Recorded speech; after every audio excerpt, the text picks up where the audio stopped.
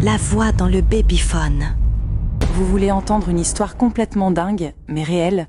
Alors écoutez ça. J'avais accouché 7 mois auparavant, et on venait de trouver la maison familiale de nos rêves.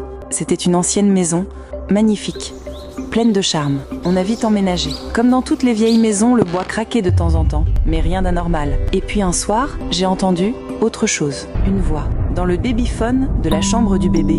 Une voix d'homme qui chantonnait. J'étais pétrifiée. Je me croyais dans un film d'horreur, mais j'ai couru vers la chambre. Le petit dormait paisiblement. J'ai pas su expliquer ce qui s'était passé, alors j'ai juste fait le tour de la maison. Toutes les portes et fenêtres étaient fermées. Rien à signaler. Quand j'en ai parlé à mon mari, qui n'est pas là le soir parce qu'il travaille de nuit, il m'a dit que ça devait être une interférence. Un autre babyphone quelque part dans le voisinage. Mais ensuite, j'ai commencé à remarquer que certaines choses changeaient de place dans la maison. Des petits détails, la télécommande posée dans la cuisine, les clés que j'avais laissées dans l'entrée et qu'on retrouvait sur le canapé, ce genre de choses.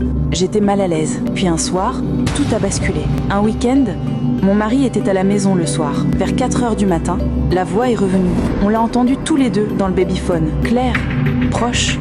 Il a couru vers la chambre du bébé et là, derrière le berceau, il a vu une petite porte.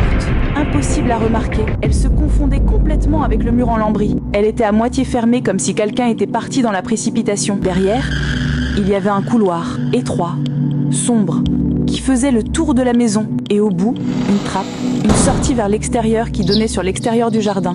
On n'aurait jamais vu cette porte si elle n'avait pas été mal refermée. On a compris que quelqu'un s'introduisait dans la maison la nuit. On a appelé la police. Ils ne l'ont jamais retrouvée. Mais on a fait condamner la porte, et du béton a été coulé au-dessus de la fameuse trappe. Maintenant on sait que quelqu'un vivait dans nos murs. Je m'en veux de ne pas l'avoir remarqué avant alors qu'il y avait des signes. Et vous auriez fait quoi? Si vous avez aimé cette confession, abonnez-vous pour ne pas rater les prochaines.